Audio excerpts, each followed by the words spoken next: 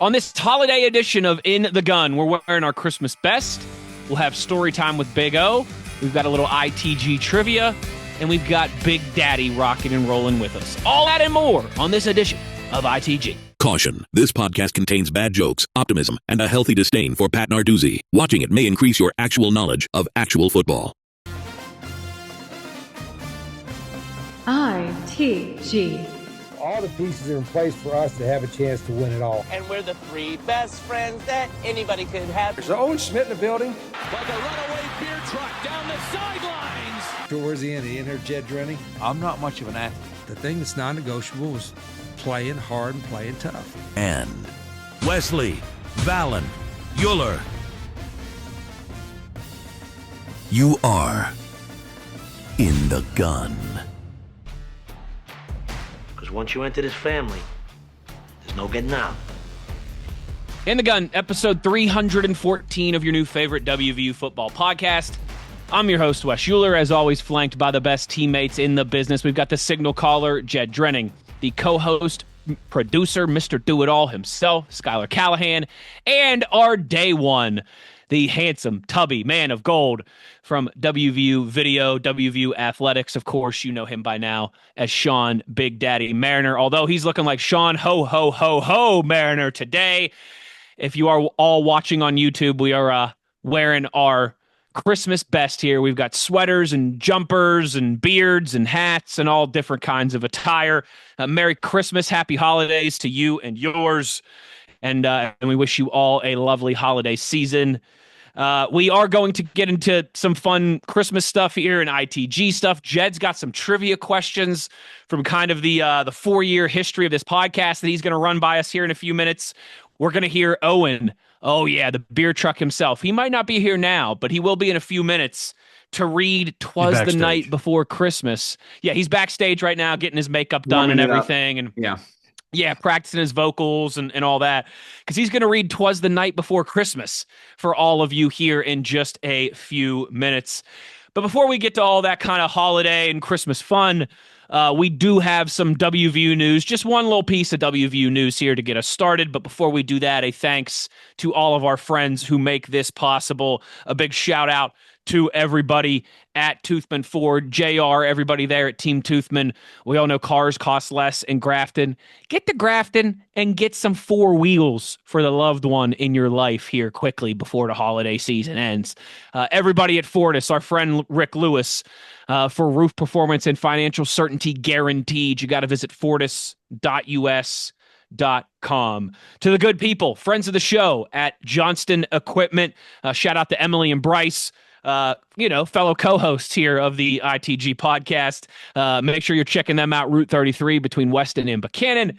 And, of course, online, Johnston, that's with a T, JohnstonEQ.com. And to everybody at the Book Exchange, you can get all your WVU gear and apparel at the Book Exchange. Got both of their locations. Of course, downtown and Evansdale, Pattison Drive, and online at bookexchangewv.com. And when you do, make sure you're using that promo code INTHEGUN20 for something special for that loved one in your life, and get 20% off in-store or online, courtesy of your friends here at your new favorite WVU football podcast.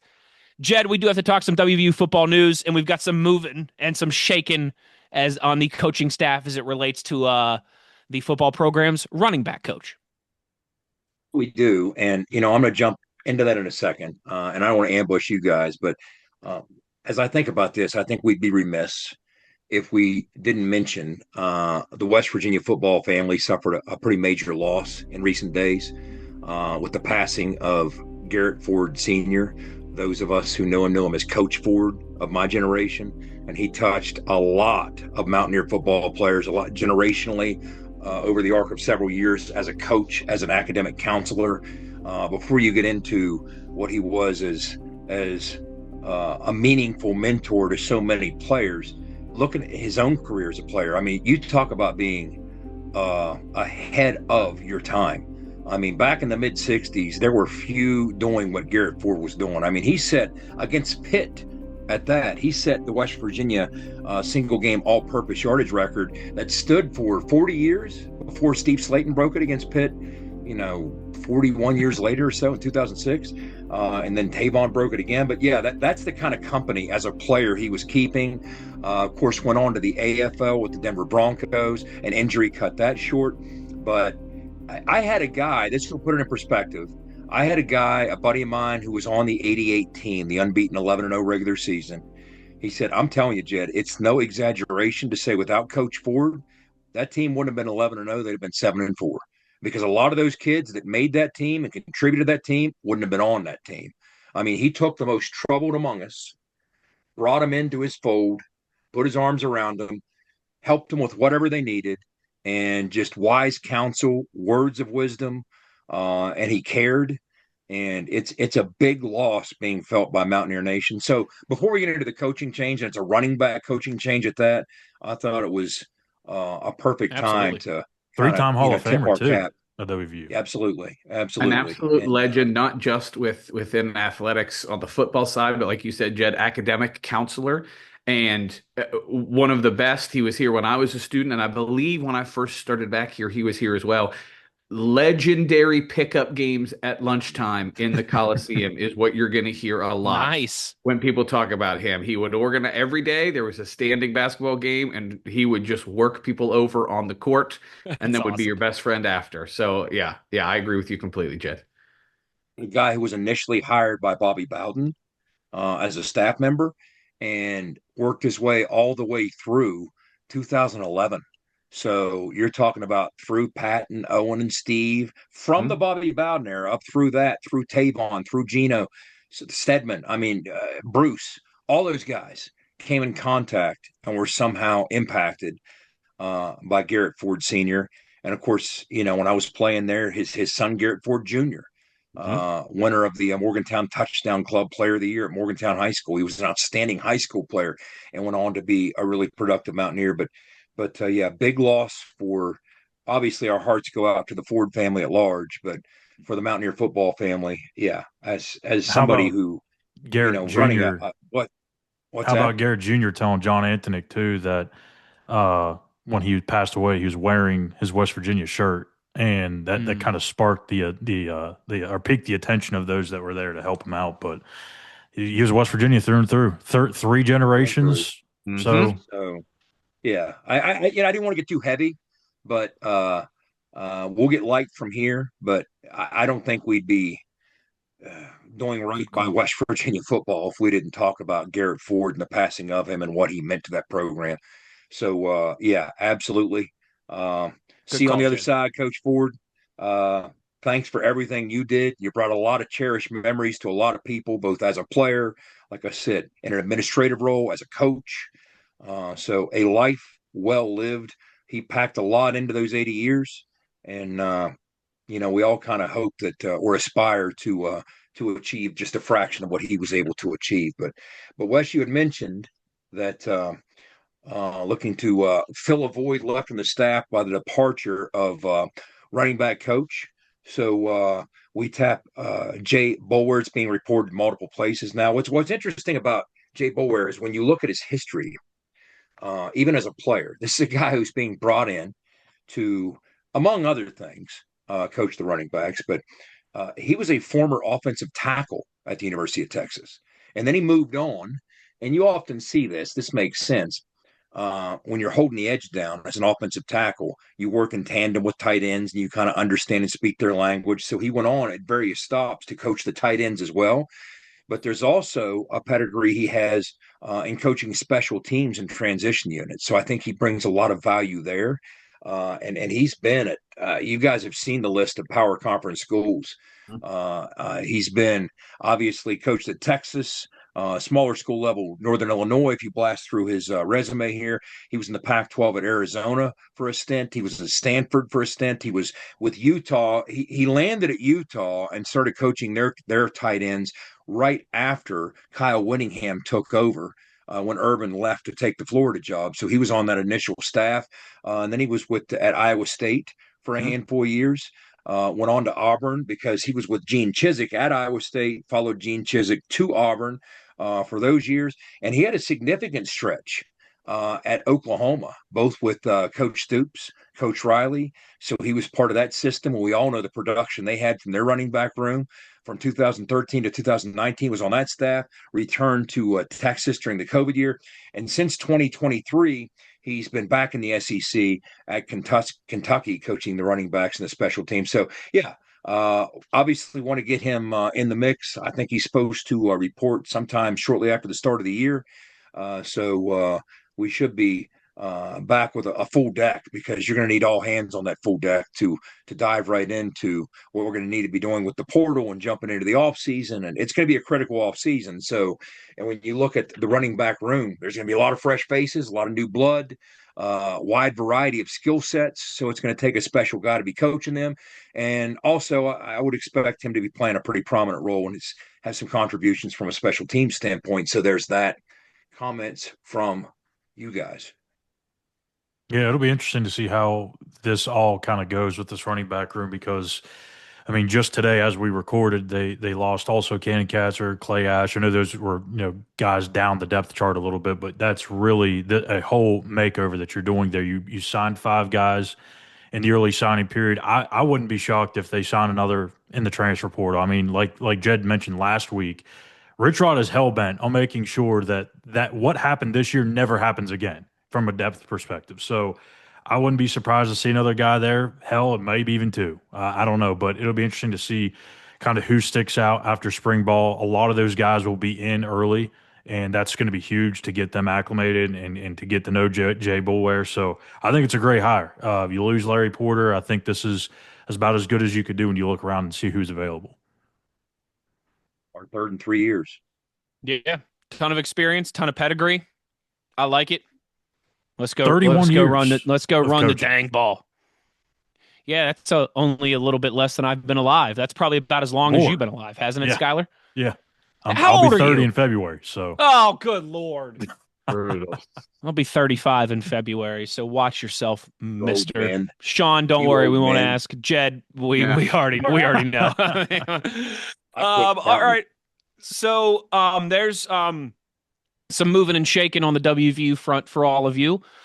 Jed, I think now is the time that we can call you Jed Trebek, and you've got some ITG trivia you want to run past this trio here before we get to break and hear from, of course, the Owen Schmitt unabridged "'Twas the Night Before Christmas."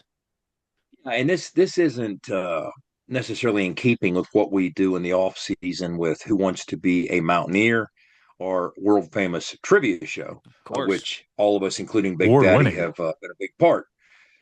We'll get into some of that, but this is more if you're a true listener, if you're a true viewer of ITG, and you've been with us since the early days, how well do you know the show? And I'm going to ask you guys, how well do you know the show? And this isn't necessarily a competition. As much as we love competition, I couldn't come up with a cohesive way to pull that off for this. I couldn't really dangle a carrot in front. I couldn't think of a good prize. So it's going to be a collective effort. I'm going to ask a question about the history of the show. Some of these will be layups, but some, trust me, won't. All right. And you guys kind of just discuss amongst yourselves what you think the answer might be. But before we Come jump up with a final answer as a group.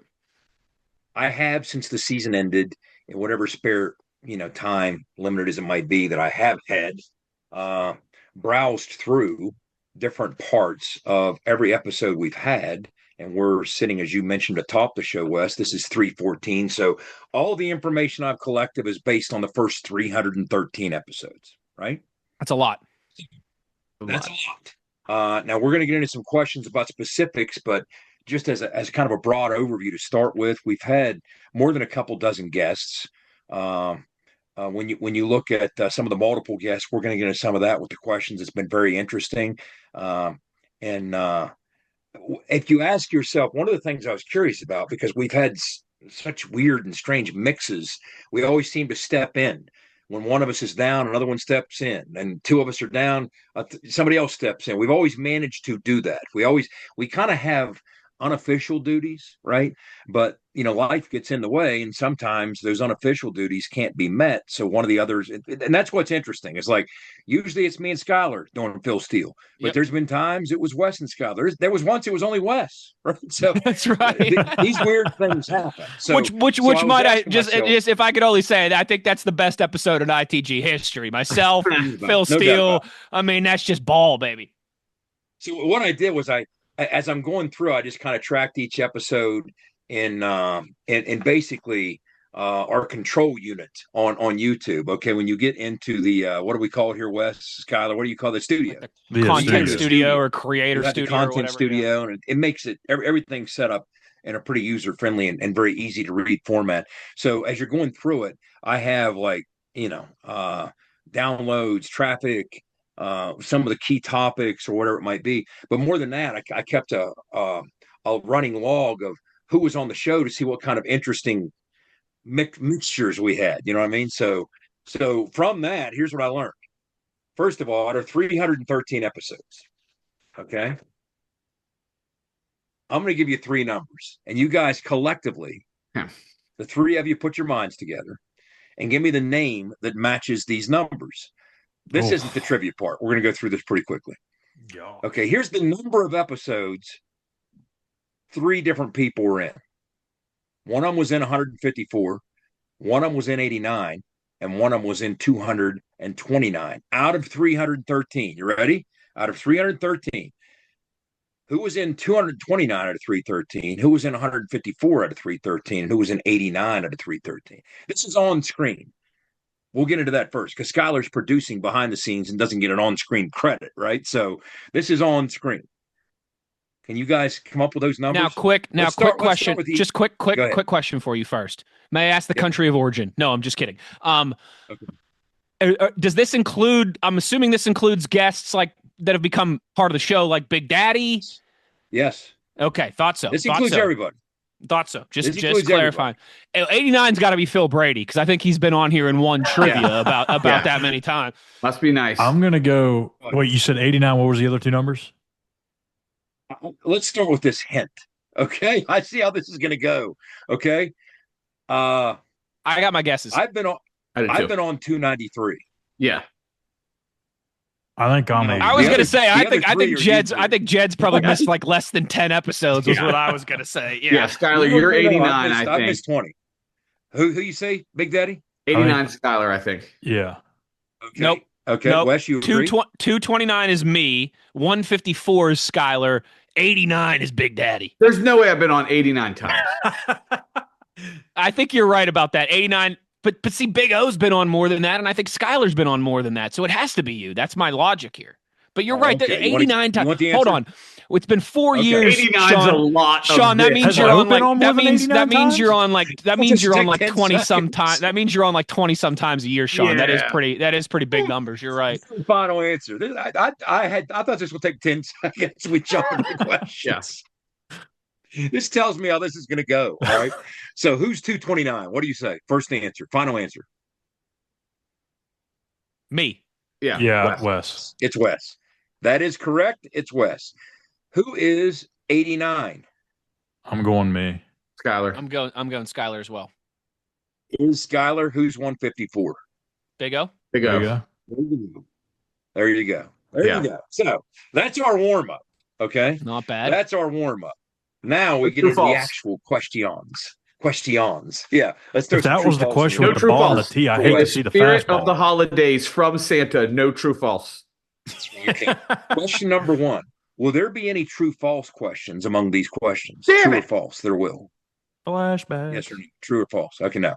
Question number 1. Are we ready? Now, by the way, we haven't even mentioned, if you're listening to this and not watching, you really got to do yourself a favor and jump on YouTube just for no other reason to see Big Daddy right now. This beer, right? it's so hot. I was going to say, he's got to be sweating. The heat that I'm trapping up here and right. Oh, it's. Okay. That's showbiz, baby. He truly is Big Daddy Kringle right now. So, question number 1, speaking of Big Daddy, which of these media giants has made more appearances on ITG than any other guest? Phil Steele or Big Daddy Mariner? Phil Steele. Oh, Phil Steele has a weekly segment.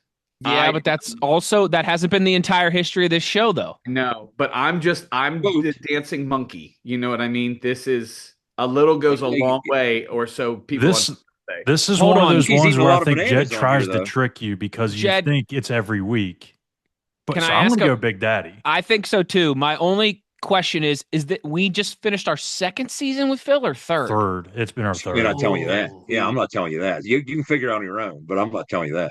It's been 3, so shit. If you do 3 seasons from August till November, what is that? Schuyler dropped an S-bomb on our Christmas weeks.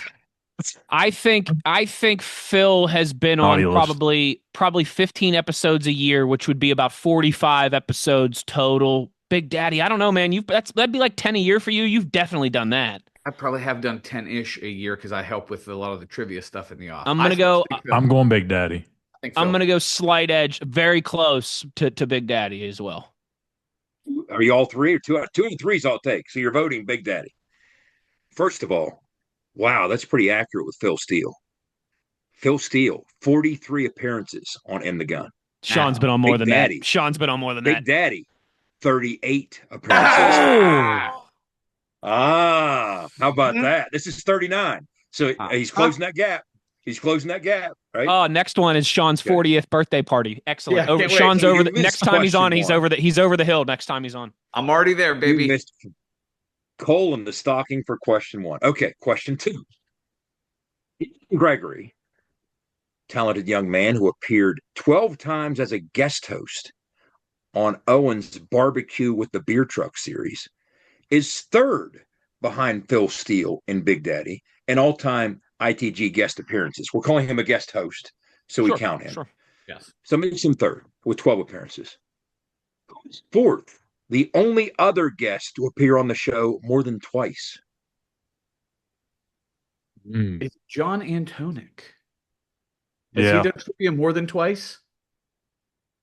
I feel like he has. Phil Brady, John Antonic are in my mind. Yeah, Phil was right there. He was going to be my second guess. Oh, I know the answer. I know the answer, Jed. Okay. Oh, he's got it.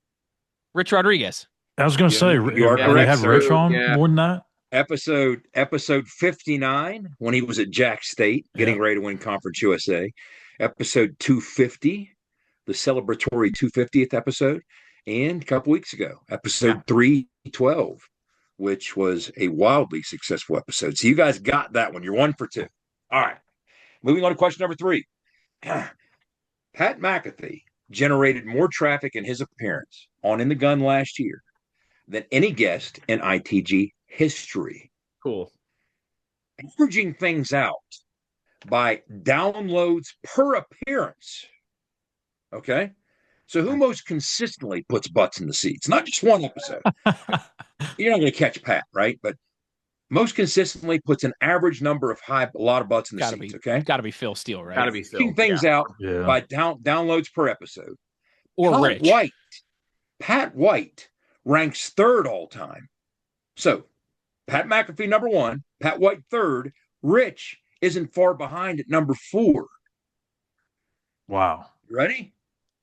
Which 2 guests are tied for number 2 in ITG history in this downloads per appearance category, just ahead of Pat White and Coach Rod?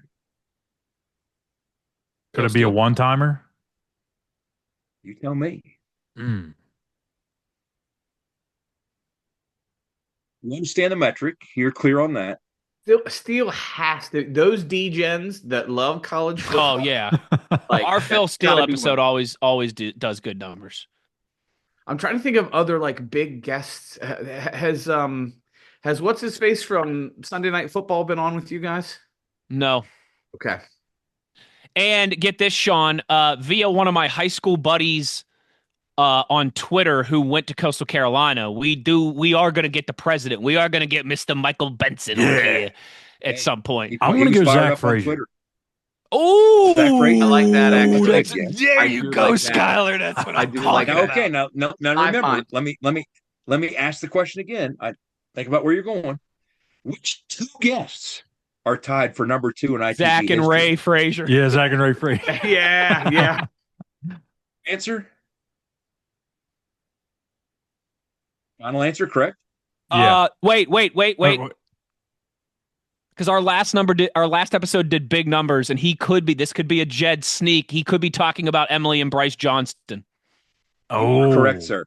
You are correct, sir. Man, do I know my boy or do I know my boy? Look at Wes. Look at Wes. Oh, wow. I thought I had you because Zach and Ray were both on there together. Tyler, this is that 200 club. They've both been in over 200 episodes. I haven't even cracked 50 yet. You can't BS a BSer, baby. Here's the best part about it. Here's the best part about it. Technically, you could also say Charity and Patrick, our friends from the book exchange, who drew the numbers for us, are also tied for number 2. Great call. Because they were on that episode. So well played, my friend. We're well chopped played. liver at this point. Yeah. Yeah, we had Zach on there telling he was the first time he did this publicly, told his story about his injury at Baylor, which was kind of special to have that happen here. But yeah, Zach and Ray his dad were on there together. Of course, his dad, a former center at Fairmont State, knows the game inside and out. Love talking to Ray. Ray will call me. We'll be on the phone for an hour. But I thought I had you guys because of the two-part. Wes? Does the downloads count from Wes talking to Zach at the combine? That might put it up there. I don't know how many that did, but. So moving on to the next question. Now, again. All right. Ready? A, B, C, or D? A, Dave Chappelle. B, Elon Musk. C, Charles Wesley Godwin. Which celebrity joined us on ITG just 2 weeks after his appearance on the Joe Rogan podcast? Was it Dave Chappelle, Elon Musk, or Charles Wesley Godwin? Definitely Elon. Oh, yeah, that's right. Okay, I'm giving you that automatically. Okay, so Charles Wesley Godwin. Speaking of which, moving on to the next question. A little more interesting here, okay? In the episode, which if you want to go back and watch the Charlie Wesley Godwin episode or listen to it, it was ITG 143. We had a nice little stretch of guests in the off season there. We sure did. In that episode, how much we gotta money? Get Charles back on. Yeah, we do. How much money did Charles Wesley Godwin tell us he made in his first singing gig? Was it A, 50 euros, B, 150 euros, or C, 175 Republic credits? It needs to be C, but okay. I want to say A. Now remember, wasn't this in Estonia, Wes? I believe so. I'm like trying to rack my because so much of the story he was so much of the conversation with Charles, I just remember geeking out over Bruce Springsteen with him for a few minutes. But he told us that he never played music in high school, never sang in high school. It all came after high school, but it happened. He had a 20-minute gig in Estonia and got paid for it. And it gave him this feeling that he 50 just... Yeah, I don't know why. I'm pretty sure it's 50. But... I feel like Estonia is like the Hungary situation where films go and film in Budapest and everything is so cheap there, so 50 might go a little further. You know what I mean? Okay.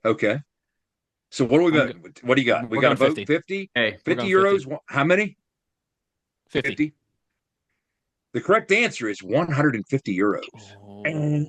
Oh wow! Man, you could live like a king with that in Estonia. Yeah.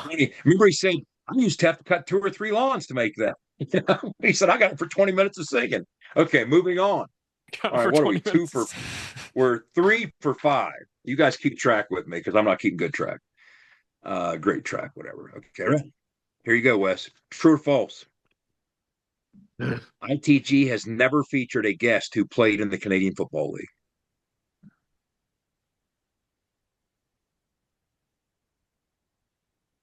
Cool.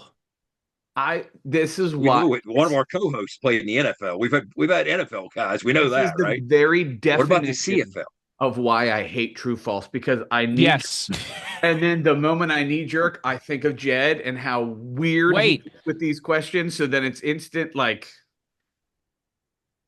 did Pat play in the CFL? No, but I think didn't Steve play in the CFL for a year? Mm-hmm. You tell me. Somebody had to have played in the Wait CFL. a second. Okay, hold on. This is another one of those weird Jed ones. Who's our buddy, the defensive back, who we had on to talk about Nick Saban when he retired? Was I here yet? So we're not officially playing. I'm Googling. I think so. This was like 2 or 3 years ago because when Saban retired. I'll give you a hint. It's not him. Okay. He didn't play in the CFL. I know that. False. Okay. The answer is false. The answer is false. As Julian Miller played for the Saskatchewan Roughriders, and Julian, of course, joined us for Who Wants to Be a Mountaineer. Jay Mills. So you got that. See, Big Daddy read through. He read my answer there because I said it's not him. Yes. Good catch, Big Daddy. Good catch on your part. I noticed that. Jay Millie hot. We're locked in. That's my guy. Jay Mills hot. Let's go. Next question. Who his last game at Mountaineer Field, all he did was sack Tino Sinceri like 700 times. Don't worry about it. Don't worry about it. He sacked him again during this segment, probably. Which IT guest has intercepted passes against both the Pitt Panthers and the Pittsburgh Steelers? Beatty Bishop. No, he hasn't intercepted one against the Steelers. On the show. Now, listen. Technically, he did He's because also, he had that great interception in practice. That okay. Which ITG guest? That's the weird stuff that Jed would say, Wes. Beanie hasn't been on the show, True. Big Daddy. But Beanie's never been on the show. That's oh, God. That's now New Orleans Saint Beanie Bishop, by the way. Yeah. Okay. I think this one was who have we had on that played in the NFL? It wasn't obviously Pat or Steve or Owen. They all were guys on the offensive side of the football. Wasn't Zach Frazier. Was it? Wait, was this another Julian? Are you? Wait, no, couldn't have been. No. He never had an interception in the NFL. I think he's practice squad only for a couple teams. You guys are going to get this, and I thought you would. We never had. Done? You got to guess. I can't even think of any defensive players. You ready? If it's Rich Rod, I'm going to be really mad. It's Rich Rod. Great call, Wes. Sean. Who did you just ask? Who was that we got on to talk about Nick Saban after he retired? Orlando. Bo! I was going to say Bo. Damn it. I didn't remember him playing in the NFL. 3 against That's Pitt. where I was questioning. I couldn't remember about and the NFL. In the game at Three Rivers, he had 2 picks and a touchdown and a Oilers win over the Steelers. Nice. So, Bo Orlando. What a dog. There you go. Bo Orlando. He's a great one in the history of our guests too. He was awesome. Yeah. He had all those Nick stories. He had so many great Nick Saban stories. He was on the business end of that comeback that the Bills made over the Oilers when they were up 35-3. He was on the losing Frank Reich team. game. He was on that defense. Bo was the Frank Reich game. Yeah. Yeah, I think we did him a favor because every time he's interviewed, he's asked about that, and we didn't really dive into that deep, So, but Bo was a whale of a football player, not just here, but he had a long and fruitful NFL career. Great NFL career. But okay. On episode 29. Speaking of hold on, just real quick. Speaking of guys with WVU and some, we gotta get Mark Bolger on this podcast at some point. Anyways, go ahead. Yeah, you need to get Meg and Mark on this. Yeah. How about threw a touchdown against Pitt and threw a touchdown against the Steelers? Mark Bolger. If I'm not mistaken, Wes wasn't he the fastest in NFL history to 10,000 yards passing? Yeah, starter. He might have been. I need to think about it because there were other starters. Let me think about that. He had some weird stats that surprises you like that. He was also the author of my first vivid WVU game in my life that I clearly remember like every detail, and that was being at the Brawl at Three Rivers Stadium when he threw for 700 touchdowns against Pitt. I was there with my mom. It was fantastic. I was 8 years old. Like you would think, like Dan Marino, he had a 5,000 yard season early in his career. Like there was some weird number, like fewest games to some certain threshold that Bolger had in the NFL. We'll look it up, but yeah, we need to get him on here. Okay, now you ready for this? On episode 29, digging way back into the folds here. Oh, no. We were babies. Thanksgiving back in 2022. Now you got to listen to the answers. Big Daddy famously slandered himself with what promiscuous food slur? He said he was a gravy boat floozy, B, a pumpkin pie strumpet, or C, a mac and cheese slut. Now, technically, B, all of the above. It's true. Okay. So you can't miss it. So you automatically got it. Okay. That was easy. All right. Now, that was easy. I always set up the easy ones with, okay, let's see how this goes. That he can then just mind destroy us. Who wants to be a Mountaineer? Let's talk some WWT BAM trivia. All right. Sugar Bowl legend Phil Brady has posted the best winning percentage of all contestants on Who Wants to Be a Mountaineer. He's 2-0 all time. I was going to say, Phil better come up in here. He better come up in this somewhere. 100%, right? He's won 100% of the games he's participated in. So we know he's only number him one and with only the him best and Bill. winning percentage. Only him and Bill Murray. Okay, only him and Bill Murray. That's right. That's a Space. So That's a he's Space the Jam best reference winning for you percentage. kids out there. So here's the question: what contestant has the second best winning percentage all time? Nobody's touching Phil at 100%. No. Who has the second best winning percentage all time? This is where I want to again say Johnny Antoniuk. That's where I was going. I'm over. I still haven't. I thought you got one this summer. Wes Uhler, co-host of the In the Gun podcast. Yeah, Wes. You agreement? You guys gonna throw me a name? Throw me a name. I'm going John. Sean, you're the deciding vote. John was the first one to pop into my head. I mean, he is the historian. Yeah. You going John? Okay. Despite how upset he got the last time he was on here because of the question he said wasn't a football question that I asked him and he missed about Georgia. Yes, it's John Antoniuk. He's been on twice. He won once, so his winning percentage is 50%. Wes, you are 5-7. You've taken part in the most games.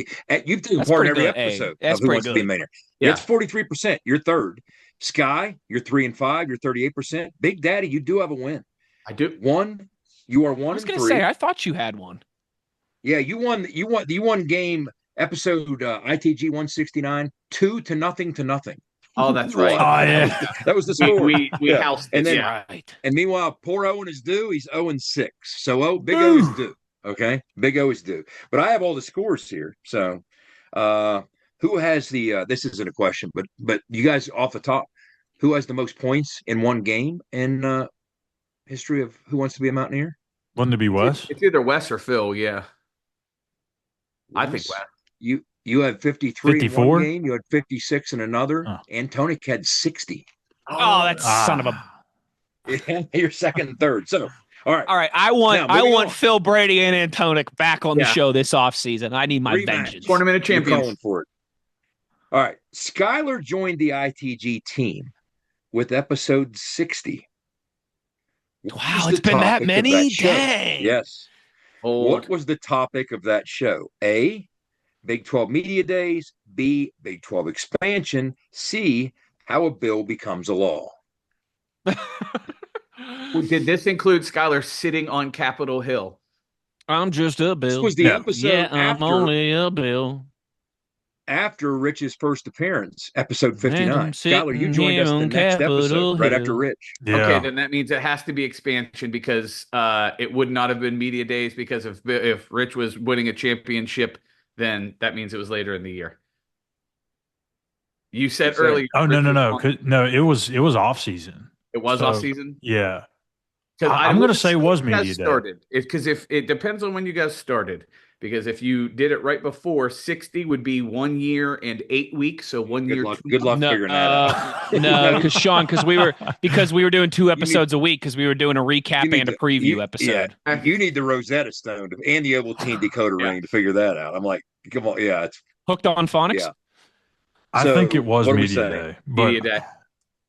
I don't know why I thought it was Big O and his story with the Seahawks that we went on for. That's right around there. It was after that. His coolest teammates. Yeah. Coolest teammates Owen ever played with. That was a fun episode. It was Big 12 Media Days. It was Big 12 Media Days. You are correct. So you got that one right. Okay. Shocking. Well, you guys have got 5 in a row. 6. How many you got in a row? 5 in a row. Look at you. Okay, here we go. Sizzling. Down the stretch they come. We're winding this down. All right. We got, a handful more here. What ITG episode number did Wes share his now legendary story about Pat Narduzzi's assault on Wes's WVU hat? Was it A, episode 2, B, episode 12, or C, episode 22? Deuce is wild, and the answer is here. 2. Schuyler, you're saying 2? Wes, you're saying 2? Okay, I'll go. Daddy. You are correct. Early on, we got it. Yep, and we knew what he was all about. And we loved every bit of it. Okay, excellent. You guys, hold on real quick side story for you, because funny enough, this happened this week. They hired a new producer for the show that I do for my day job. So we have a regular producer for our radio show, and then we have a video producer. So it's me and my co-host Matt, and then we have a radio producer and a video producer.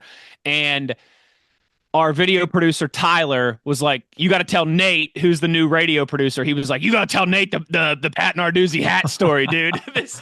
this week, just like 2 days ago. Yes. It's probably every week. Come on, it's that Nah, always we comes can't. We up, can't right? It show has to Santa's. come up. Santa's got to keep his pants up.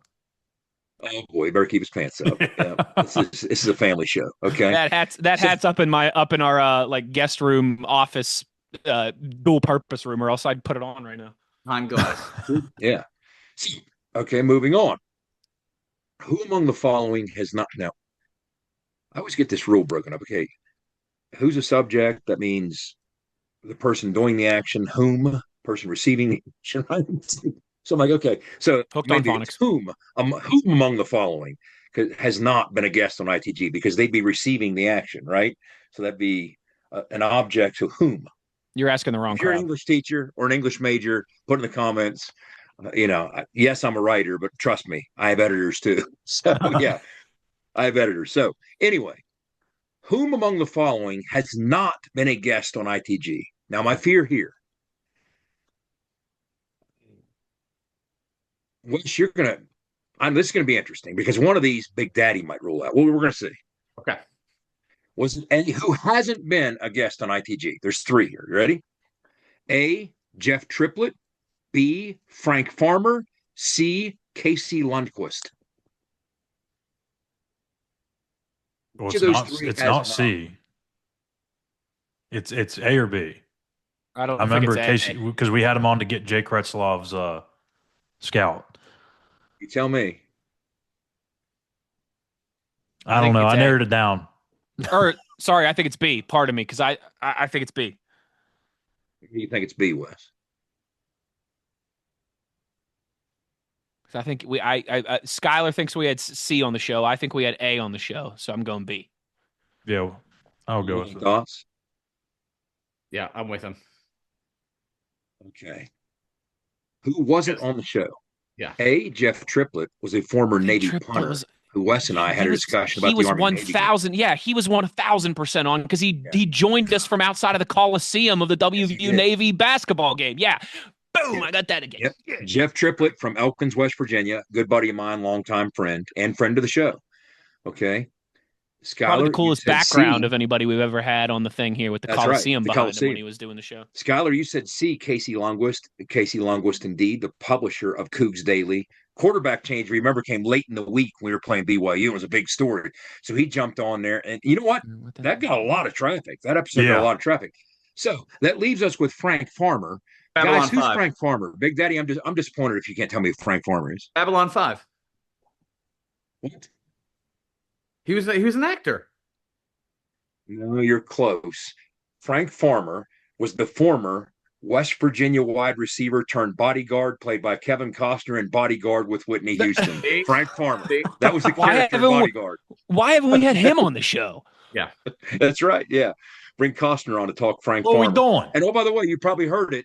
Whose Letterman jacket was sitting in his office at his cabin where the attack took place on Whitney Houston in the movie? Whose Letterman jacket was used as a prop in that movie? Rudy. Pretending to be Frank Farmer's. What's that? That was a bad Rudy joke. Sorry. Steve Dunlap's. It was Steve Dunlap's Letterman jacket that was used in The Bodyguard. Yep, sure was. True story. So, moving on. Which item was not included on Owen's menu in his 12-episode run this fall of Barbecue with the Beer Truck? Which one wasn't included? A, coleslaw. B, brisket. C, Amish potato salad. C. C. What do you say? Final answer? It's C. Yeah. You are correct with C. Bet the mortgage. Bet the mortgage on that one. Might be on there next year. I watched all 12 of those episodes with my mouth open and drooling. Maybe no pants on. I mean, now they're here nor this one. And great detail. I broke those things down like Rich Rod breaks the game tape down, baby. Yeah, the beauty of those, they're relatively timeless. I mean, if you want to, they're also like 11 minutes long. They're easy to watch. Yeah, if you want to binge those things in the off season and do some really cool summer cookouts, there you go. So here's another Barbecue with the Beer Truck question. If you do that, you'll nail this. Owen often talked about the versatility and usefulness of SPG when grilling. What does that stand for? Salt, pepper, garlic, baby. Salt, pepper, garlic, the Holy Trinity. Thank you very much. You nailed it. Okay. Which of the following award winners has not been a guest on ITG? A former SEC Coach of the Year, a former ACC Coach of the Year, a former Pac-12 Coach of the Year. We've had two of the three. We've not had one of the three. SEC Coach of the Year, ACC Coach of the Year, Pac-12 Coach of the Year. Well, Rich Terry was the Bowden, Pac-12, Terry right? Bowden, Rich Rodriguez. So that means your answer would be B, ACC Coach of the Year. Yep. First one you said, Wes? Terry Bowden. Yes, correct. 1993, Terry Bowden was SEC Coach of the Year. Friend of the show. Came on to tell us. Jed might be Paul Skeens on the mound there, all right, but I'm Aaron Judge back here, ready to swing at him. Terry back in, I'll tell the faithful the episode he was on, so they can go back and listen. He came on. That was a good one too. Terry Bowden was awesome. Yeah, he was. Episode 235. Wes and I talked to him about. He was the first guy that hired Zach Alley as a defensive play caller. That was Zach's first opportunity to be a DC, and on that same staff, Rich was Terry's OC. So that was some great insight from Terry on that episode. So yeah, Terry came on, former SEC Coach of the Year. Wes, as you talked about, in 2014, Rich was Pac-12 Coach of the Year. So we haven't had an ACC Coach of the Year. So maybe we'll have to get George O'Leary or the Fridge. Maybe Ralph Fried, maybe Tommy Bowden. Then we can have an ACC. Get Tommy on here, Yeah, you get Ralph Fried on here, and it's just gonna be PTSD from junior high for me. It's just Sean knows what I'm talking about. Oh yeah, PTSD from the day we went to the hospital to have my oldest son. Was Jimbo ACC Coach of the Year at one point? Get him on. Yep, good call. Yeah, he was at FSU, but he hasn't been on the show. No, we got to get him on at some point. But did he win ACC Coach of the Year? 100%. Sure he did. 2013. That's what I'm thinking. Yeah, I'm sure he did. Yeah, I'm sure he did. Yeah, I was thinking as an assistant, but no, as a head coach, he obviously did when he won the national championship. You would think. Hit Dr. Whoa, hold on. I don't think he's ever won ACC Coach of the Year, which is wild. Won a natty and he didn't get it? He won in 2013. He won a couple National Coach of the Year awards, but not ACC. That's crazy. Who the heck was the Coach of the Year? According to the ironclad source that is Wikipedia. It could be true. I mean, when you think of what Coach of the Year is based on, David Cutcliffe won it for leading Duke to their first ever 10-win season. There you go. Wow. Overcoming expectations. That's how you win Coach of the Year. Overcoming expectations. How many Coach of the Years Chuck Noll win? I don't know if he did. One. If he did. Because once you set the standard, didn't Belichick only win one? Probably. Maybe two. Yeah, once you set the standard, it's expected, right? So, all right. Winding down here, we got two more. So this one, interesting. You guys need to collaborate on this. I'll give you a couple hints, but how many of our top 10 all-time episodes can you name? Here's a couple hints. Most of them. Most of them. 8 for sure. 8 of the top 10, 8 of the top 10, and 14 of the top 16 all time have come in the last 12 months. Guys, we're peaking. We're cresting. Yeah, not peaking, cresting. We're cresting. Rich Rod, Pat. Well, the one we just did with Rich Rod last week was our third all time, I think. McAfee's one. Yeah. Slow down. Let me see here. Jed's first. Actually, the Rich one might be 2. It's 2 all time. 2 all time. His Zach Alley defensive breakdown is 3. Yeah. That was 2 parts. Rich Rod's breakdown.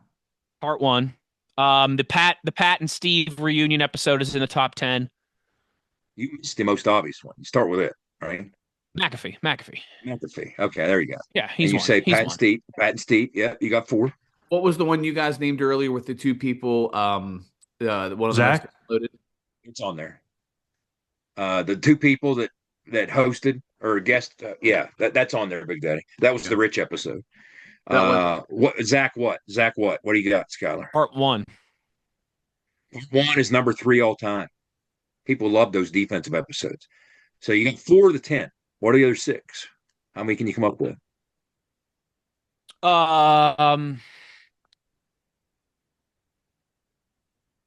Well, I wonder if one was a recap. I'm trying to think other times that we've done like when Neil Brown was fired. Is that in the top 10? Like our instant reaction to Neil Brown firing. Start thinking.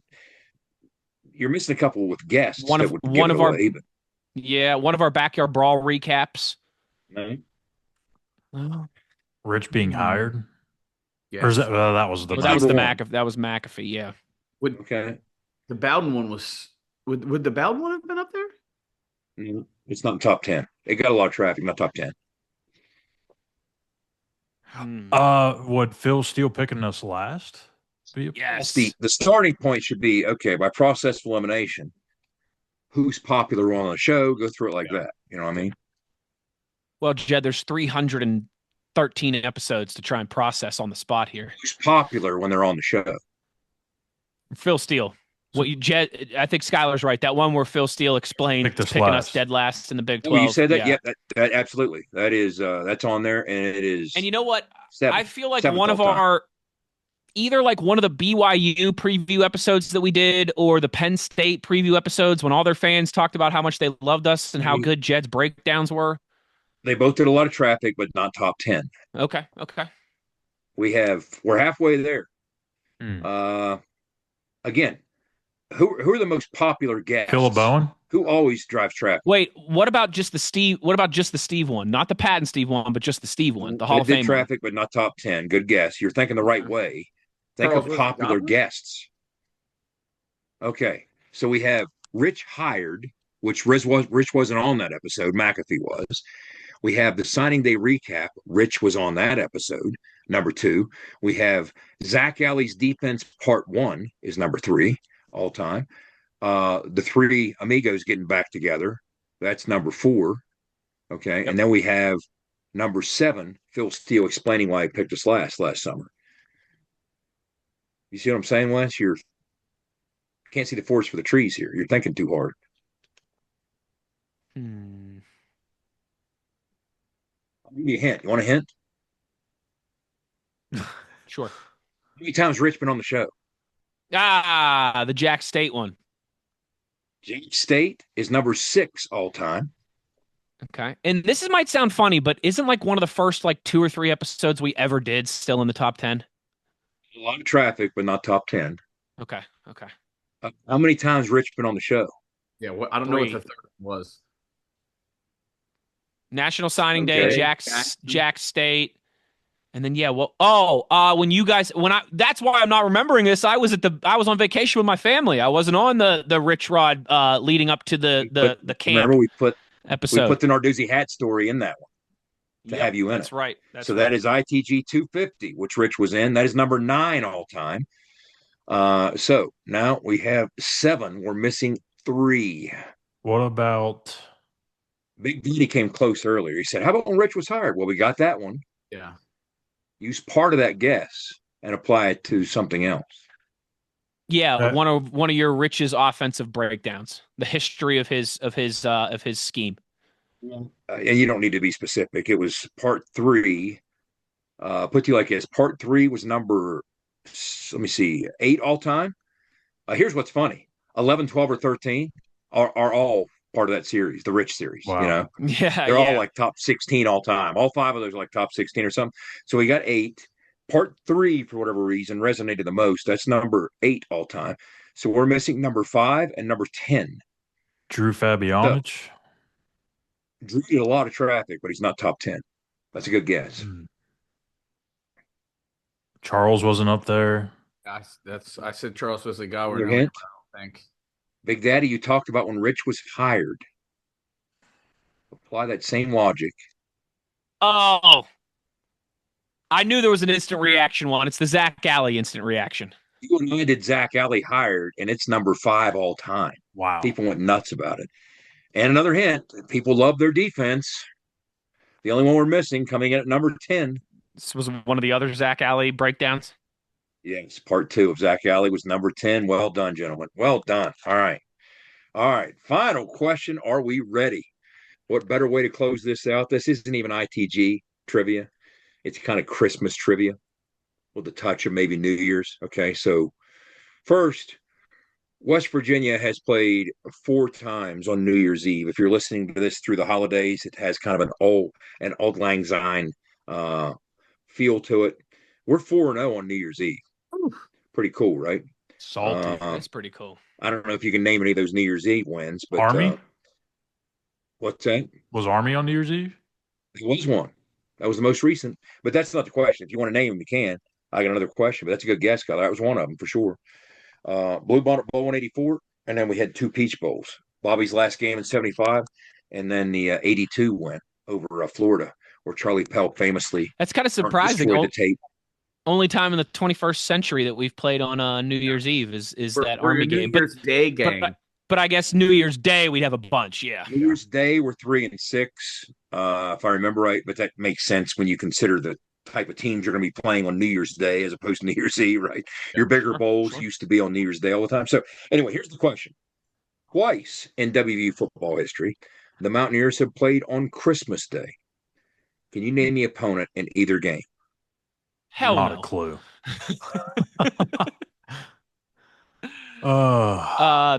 Gonzaga and South Carolina. Washington Jefferson. It's been recent. One actually was Gonzaga in 1922, wasn't it, Jed? You're correct. Oh, walking off. See ya. Yeah, He pulled that out of his Now, cheeks. this is the one people always say, hey, if West Virginia ever has a claim for winning the national title, it should be 1922. We had one tie. We were otherwise unbeaten. But Ren Baker, do the right thing. Ren Baker, hold on. Quick PSA for Ren Baker. Just put it in the archives, all right? We don't have to have a ceremony and do the dork Auburn or Oklahoma State thing and celebrate a national championship team from 60 years ago. Just claim it. Just put it on the website, put it on the Wikipedia page. Okay, It's undeniable if you go back in 1922 and look, we were the only double-digit team without a loss that also won their bowl game. It's undeniable. 1922 national champions. To add to that, we were snubbed by the Rose Bowl in favor of a 3-loss Penn State team. We should have been playing in the Rose Bowl instead of the East-West Classic against Gonzaga. We could have made a more compelling case. But if you tell WVU historian John Antoniuk that, he gets defensive. Nope, look at that schedule. Way too soft. Didn't beat anybody all year. I don't care. Yada, yada. Oh, he gets that didn't stop UCF in 2017. Which is frustrating because think about that. Had we not got snubbed by the Rose Bowl, I don't even remember who Penn State played in the Rose Bowl, but that's been pretty good competition. If you win that game, you got a claim now, a real claim. But honestly, I mean, I'm probably taking the wrong route on this, but I've heard that story. I've heard the stuff about the 88 game. USC beat Penn State 14-3. Even the Jerry West national championship game, in some weird selfish way, I'm glad it didn't happen then because I want to be alive for the first one. Yeah. Was John Wayne on that USC team? He might have been. I don't. It was about that time, right? So I'm going to go Hawaii as the other one. I don't know if they've ever played Hawaii, but Hawaii. Yeah. Now we played Hawaii. It's the longest regular season road trip in West Virginia history, but we've never played them in a bowl game. This would obviously have to be a bowl game. I feel like there's been I'll put it to you like this. This bowl bid was a surprise based on a loss in which we nearly pulled a major upset in the final game of the regular season on the road.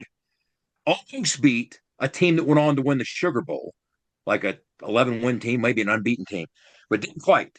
Came within seconds of beating this team. Didn't quite. So the staff, Dwight tells a story all the time. He was on the staff, so that gives you a hint of the time frame. Yep.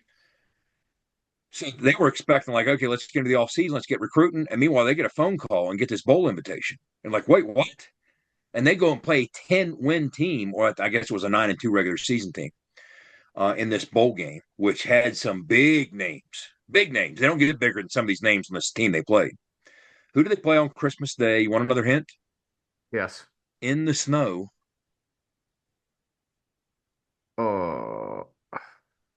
In the Sun Bowl.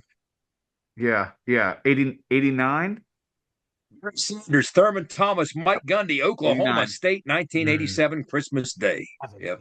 Jeez. Which set the stage, even though it was a 35-33 loss, set the stage for that epic run, of course, that historic run in 1988. But yeah, we went up to the Carrier Dome, and Syracuse had to go for 2 to beat us.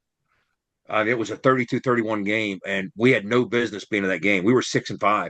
We were 6-14 going to the Carrier Dome, and that was an incredibly talented Syracuse team that went on to the Sugar Bowl and big things. And so the Sun Bowl committee was impressed enough by that. They picked up the phone. They called West Virginia and said, how about coming down here and playing these Cowboys? And it made for a heck of a matchup. And I remember watching that. Of course, I'm way older than you guys, but I remember when the snow hit, I was like, get it better than this. Watching Major run around the snow and idiots are sliding past him. I'm like, this is awesome. But so anyway, that was trivia, guys. That was pretty good. Trivia. That was fun. Yeah, ITG show trivia. Well, that was fun, and if you think that was fun, boy, do we have a treat for you on the other side. Our very own barbecue and sharp-dressed beer truck is going to read "'Twas the Night Before Christmas." We'll do that when we return on the other side. You are in the gun. For nearly 20 years, Fortis has been the nation's leader in providing guaranteed roof performance programs for commercial buildings. Fortis offers roof performance solutions that feature extensive initial and ongoing reconditioning for commercial buildings as an alternative to traditional replacement, with long-term performance guarantees that are backed by global leader Lloyd's of London. Fortis offers a comprehensive range of roof performance management programs that provide financial security, extend the life of our customers' roofs, and make a significant impact on ROI. Fortis is currently improving performance and increasing ROI for customers at more than 4,800 locations, with more than 140 million square feet protected, including many Fortune 500 companies that have turned to Fortis to save money, gain financial certainty, and extend the life of their existing roofs. Fortis has helped customers save more than $520 million in capital roof replacement costs for an average ROI of over 250%. To learn more, visit fortis.us.com. Fortis, roof performance and financial certainty guaranteed. Nobody supports the blue and gold Mountaineers like Toothman Ford. With over 20 NIL deals and counting, Toothman Ford continues to rally behind our student athletes. And it's time we rally and support the dealer that supports the Mountaineers. Not only does Toothman Ford offer the best prices in the state on pre-owned, their never over MSRP campaign on new Fords guaranteed to save you thousands. Drive with pride all season long, knowing you're supporting the dealer that fuels our Mountaineers. Toothman Ford, where cars cost less, in Grafton and at toothmanford.com. When the sun's just rising and the work won't wait, you need the equipment that works just as hard as you do. Johnson Equipment delivers power, performance, and reliability day in, day out. Whether you're plowing fields, hauling loads, or planting the future, our tractors are built to take it and then some. Strong, reliable, ready. Low rate financing available on select Coyote models. Johnson Equipment, farming made easy.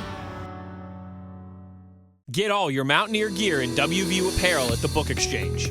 They're the locally owned and operated retailer with more than 90 years of selling everything you need for game day and everything else you need to show you're the ultimate WVU fan. Shop at their 2 locations at downtown Morgantown or Evansdale on Pattison Drive, or online at bookexchangewv.com. When shopping online at bookexchangewv.com, be sure to enter code INTHEGUN20 at checkout for an awesome savings of 20%. That's right, 20%. Back in the gun here, as it is time to really kick off the Christmas celebrations. What better to spread Christmas cheer, holiday good tidings near and far than our very...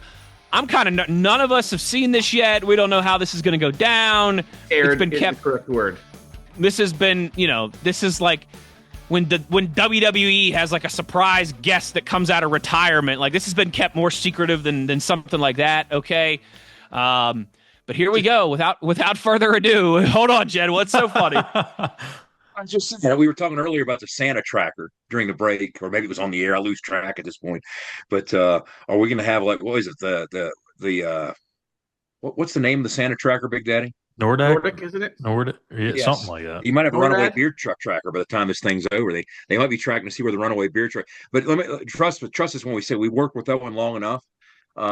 As a UPS employee, you don't want to try and track Owen this time of year. That's going to be a dot that's flying all over your screen, and you're not going to be able to keep up with it. But yeah, you're going to have a runaway beer truck tracker after this. Noted author at that. Runaway beer truck, Owen Schmitt. But this is where I would hold the book, but I've already wrapped it for the boys. That's one of their Christmas gifts from us. But the book is in the home. There you go, Wes. To support Big O in his attempts to read good. Make sure you purchase The Little Fullback That Could, a counting book by the legendary Owen Schmitt, available now on Amazon. It's beautiful. Owen may have learned something. Illustrated. I think Owen probably worked harder on this than he did on any homework assignment he ever had growing up. He spent more time on this right here. We're very proud of him. It's fantastic. In the spirit of every time a bell rings, an angel gets its wings. That's right. Every time a page of this book is read, Owen gets 0.01% better at reading. His IQ raises 0.01% every time a young child reads every this time book. A bell rings, a face mask is broken. Yes. Right. That's exactly right. So here we go. Without further ado, the one, the only, Big Owen Schmitt reading for you. 'Twas the Night Before Christmas. Reading time with the beer truck. 'Twas the night before Christmas, and all through the house, not a creature was stirring, not even a mouse. The stockings were hung by the chimney with care, in hopes that St. Nicholas soon would be there. The children were nestled all snug in their beds, while visions of sugar plums danced in their heads. And Mama in her kerchief, and I in my cap, had just settled down for a long winter's nap. Went out on the lawn, and rose such a clatter, I sprung from the bed to see what was the matter. Away to the window I flew like a flash, tore open the shutters, and threw open the stash. The moon on the breast of the new fallen snow gave the luster of midday to objects below. When what to my wonder eyes should appear but an 8 miniature sleigh and 8 tiny reindeer, with a little old driver and so lively and quick, I knew for a moment it must be Saint Nick. More rapid than eagles, his courses they came, and he whistled and shouted and called them by name.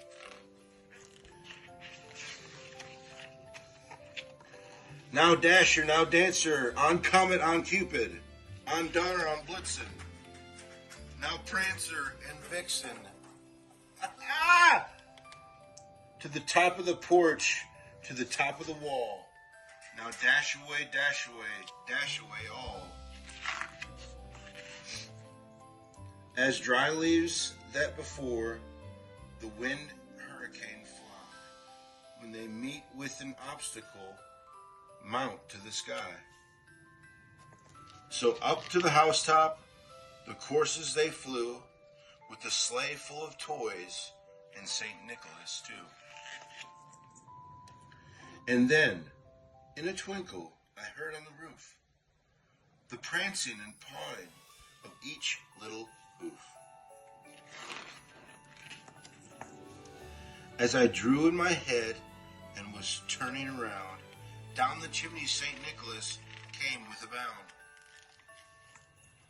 He was dressed all in fur from his head to his foot, and his clothes were all tarnished with ash and soot. A bundle of toys he had flung in his back, and he looked like a peddler just opening his pack. His eyes, how they twinkled, and dimples, how merry. His cheeks were like roses, his nose like a cherry. His droll little mouth was drawn up like a bow, and the beard of his chin was as white as the snow. The stump of his pipe he held tight in his teeth, and the smoke it encircled his head like a wreath. He had a broad face and a little round belly that shook when he laughed like a bowl full of jelly. He was chubby and plump, a right jolly old elf, and I laughed when I saw him in spirit of myself. A wink of his eye and a twist of his head soon gave me to know I had nothing to dread. He spoke not a word, but went straight to his work, and filled all the stockings, then turned with a jerk.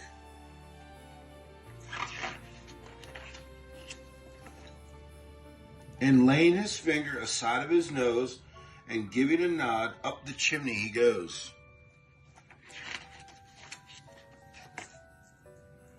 He sprang to his sleigh, to his team gave a whistle, and away they all flew like the down of the thistle.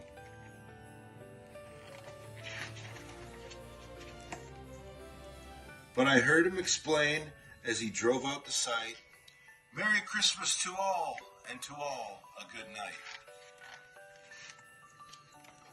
The end.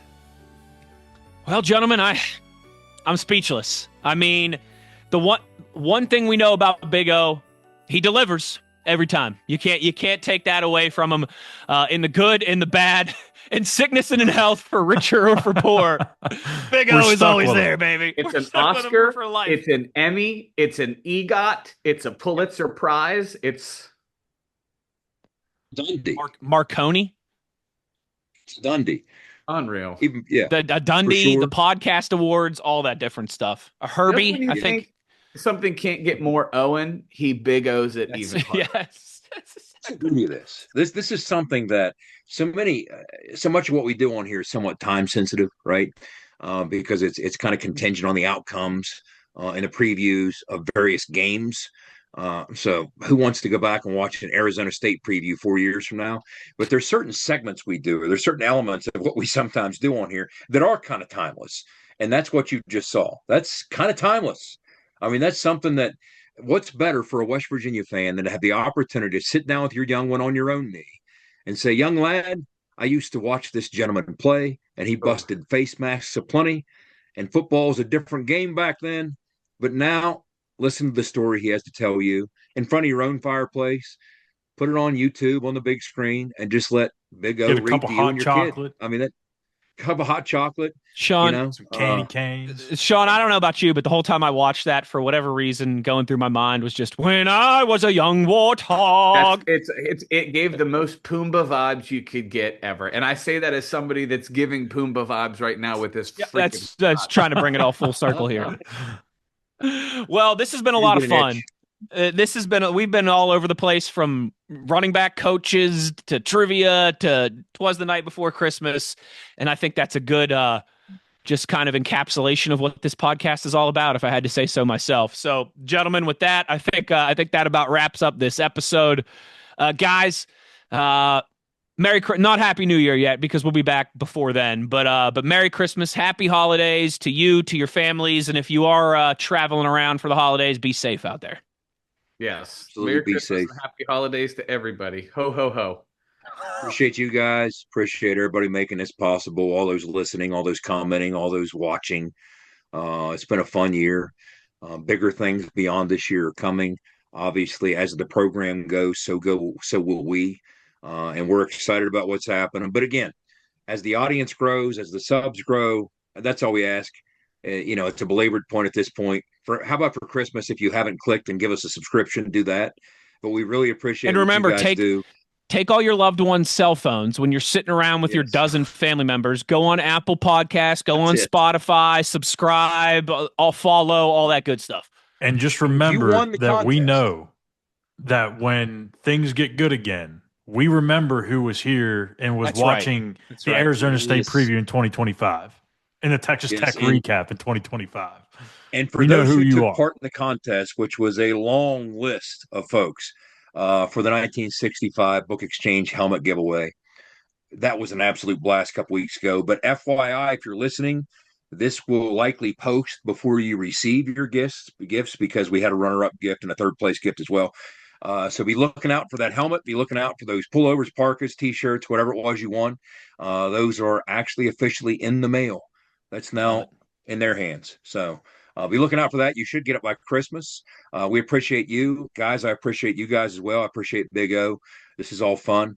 Big Daddy, as we talked about. Oh, by the way, I didn't say that. Big Daddy, we'll close with this. What was your first episode on ITG? What episode number? 27. 19. 3. Hey. 3? Episode 3. 3? Yes. There's no way. 3? Yes. 3 in. All right. We let this guy in that early. I mean, listen. Sean and I were at each other's weddings, okay? But I don't know if I want him on episode 3 of my podcast. You got. I look like Dan Aykroyd in Trading Places, and you've let that guy be on your podcast since the 3rd episode. I brought you in. I brought Schuyler in. I mean, people are going to look at my scouting job here with some of the on-air talent. And everybody I what would the hell's like this guy say, doing? I think it's pretty telling together here. It's like, all of the episodes that are highly rated are the ones that I could not be further associated. It could not be at more arm's length away from me getting here and get some hot dog. I wouldn't fish for that gratitude because you might get it. You might get it if I shared some traffic numbers with you. But yeah, it's it just seemed very fitting to me as somebody who's known Big Daddy for a long time. We've all known him in different capacities, but the conversations and fun that Big Daddy and I have together on the road, on the sidelines, in the team hotels, in the locker room at home game, everything. It's just, we've had some fun memories, and he's just a fun, larger than life personality. And I just thought, he's made for this. He's made for this. So I was like, here we roll. He sure is. That had to be part of it. And I mean, Jed, you've got an eye for talent. I mean, not to get too sentimental on everybody here, but Sean and Chris O were like the first people in this business back in 2009 that believed in a young Wes Uhler and thought he might actually be up to snuff. So I might not even be here on this podcast if it wasn't for Sean. How about that? 100% be here. That might be true. That might be true. And you know what? And to continue, now we're handing out flowers. I'll hand some to Schuyler. I every off season, I kind of endeavor, and Wes knows this. I endeavor. Sometimes it works, sometimes it doesn't. I endeavor for ways to improve and or grow the show, make it more polished, make it bigger than what we've done before, better than what we've done before. And I think we've improved in so many ways from those early episodes. But Schuyler was the product of one of my off-season projects, and that was to look, this can no longer just go seat of our pants without a legit producer. Yeah. And we need a polished producer with a polished look. And that's how Schuyler came our way. And so that's how Phil Steele came our way. I mean, so that's the types of things that happen in the off season at ITG, right? One off season I spent saying, okay, how do we button this thing up? How do we get a tighter look graphically? How do we get somebody who can kind of stand in on the air as needed for hosting duties and do some things behind the camera? That's where Schuyler came from. Meanwhile, there was a time where me and Wes and Owen were slopping through like college football, Big 12 previews, and it wasn't what people wanted to hear. And I was like, look, I want this content to some extent expand beyond the W brand, but still be central to the W brand. That's not really what we're made for, but you know who is? Phil Steele. So I'm going to reach out to him. The next thing you know, Phil Steele, friend of the program, 3 years running. So that's how bigger things happen on ITG. And we'll be looking at some things this offseason as well. Oh, you know it. And Jed, I mean, you're a hell of a head coach too, dude. Yeah. I mean, you put this whole thing together. GM. You put more, you're the head coach, the GM, the owner, you put more time into this thing than anybody. And I think a good way to close down this little love fest that we're all giving each other is, as you mentioned, Jed, when you're rattling through our top 10 episodes, and even if you look at our top 15, top 20, top 25, the vast majority of them are from this past year. And that means that you people are locked in, you're sharing the good word, and that means a lot to us too. It takes a lot to build a podcast and something like this, but when you start to feel it, you definitely start to feel it. And we have these last 3 or 4 months. So thanks to everybody for that as well. Well said. There's been a lot of this. That's true. Going on. Yeah. And there certainly has been. And so for jolly old Saint Beer Truck, the signal caller, the co-host, the producer, the mac and cheese slut, handsome tubby man of gold, I'm Wes Uhler. We all thank you deeply from the bottom of our hearts and wish you a Merry Christmas. And the one thing we ask of you is to be an ear and tell an ear about your new favorite WVU football podcast. Take care, everybody, and we'll talk to you soon. You've been In the Gun. ITG. The fun doesn't have to stop here. Be sure to hit subscribe and never miss an episode. If you have any questions, suggestions, or feedback, be sure to follow us on X at In the Gun Podcast. Join us again next time. Until then, tell an ear to tell an ear about your new favorite WVU football podcast.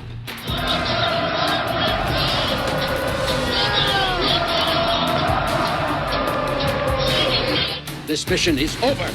It's over.